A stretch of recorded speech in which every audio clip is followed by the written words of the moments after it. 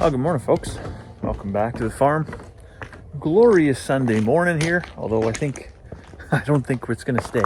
Yesterday it was 500 mile an hour wind, and the forecast actually said that today was supposed to be like that too, and probably a whole pile of snow. Well, not a whole pile of snow, but just enough to make it a little less pleasant to be outside.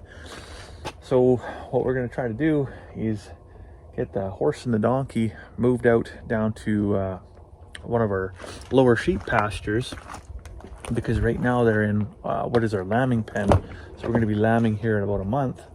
It's time to move. I just got to get kid's hairbrush out of the truck. And then once that's done, I think we're going to head off over to the cabin, try and have a bit of a campfire, wiener roast, relaxing Sunday afternoon for as long as we can. Good morning, donkey. Until the snow comes. Coming, Finn? Yeah? Do you want Dad to just pick you up? Ah, there we go. Whoa! So there's a couple of different ways we can do this with the horse and the donkey. We could hook onto the stock trailer, try and trailer them down to that pasture, which would work for the little horse, but trying to pull that donkey into the back of the stock trailer that's an exercise in futility, let me tell you that. We could walk them down there. By the time you went all the way around and all the way back, you're probably close to a mile, which, not that it's not a lovely morning for a walk, it's just not on my list of things to do, is go for a mile-long walk on a Sunday morning. So we're going to cheat. We're going to take the side-by-side, get them all haltered, harnessed up, and they can walk. They need the exercise. I probably need the exercise too, let's be honest. But they're going to get the exercise, and we're just going to ride in style. I say that, but the last time I fired up the side-by-side, actually wasn't running that great. And I think it's probably because I just parked it at the end of summer and it hasn't ran since. It's just been parked in the shop. Maybe got some old gas in the lines. I never put fuel stabilizer in it like I probably should have, but I was also expecting to probably use it more during the winter than we have, because it's been so nice and there really hasn't been any kind of snow. It's not that difficult to just walk across the yard like in some years where you're fighting through quite a bit of snow. So I'm gonna have to move some stuff out of the way. I got a box of kindling here. This is just an old pallet that I diced up. I just went down the slats, made sure I got no nails. That's what we're gonna use to start a campfire in the cabin. The wife's desk that she found on the old buy and sell, kind of right in the way to get out of here. I'm not sure what she's gonna do with this yet, but I think she has just pretty big plans.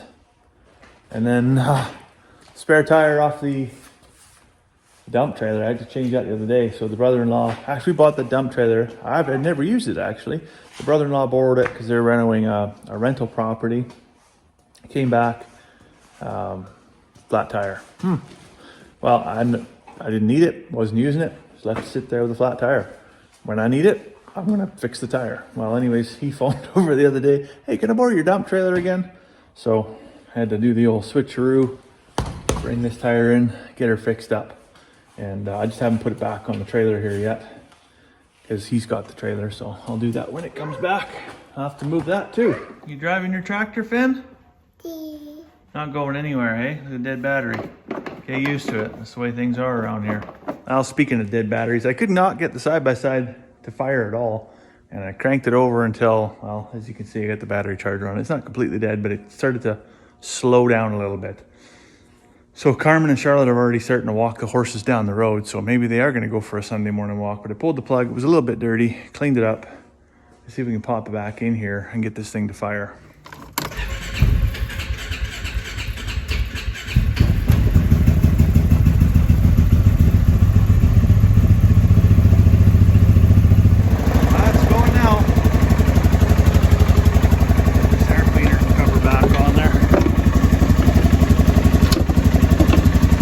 Funny, some mechanics would kill to have a $100,000 shop full of tools, but when you're farming, even something simple as that, I tell you, it doesn't take too many fixes before it pays for itself, to be honest. Because if you had to send everything to the shop to get fixed, boy, you'd be under some pretty steep financial hardship in no time. Ready to go, Finn? Yay, let's go. Try not not to hit anything on the way out here. Got desks and drawers and all kinds of projects in here.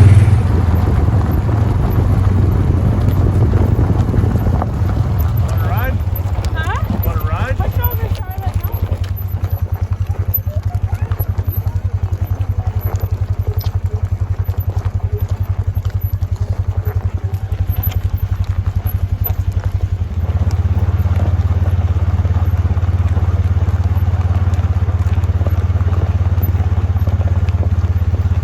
Having fun, Finn?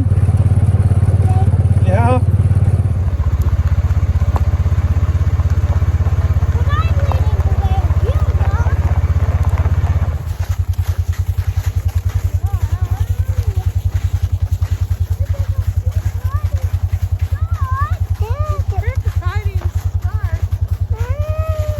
You a trick rider, Charlotte?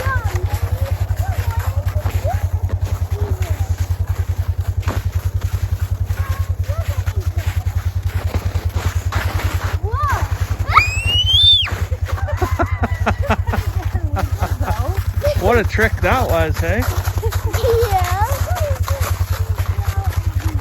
Just had a look at the girls here too. Thinking what the future's gonna hold. They're looking actually really good.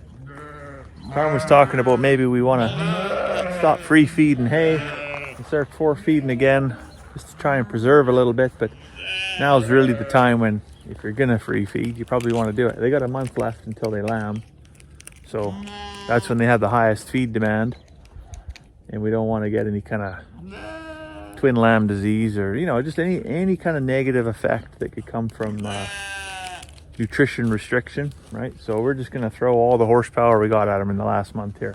Lots of dry matter, lots of hay, silage, grain, lots of molasses, and free access to salt lick and water, everything you could possibly want, to make sure that because that really affects your lamb mortality rate, right? And we've seen that in past years where we've tried to maintain a strict ration throughout, and it generally doesn't work out in your favor.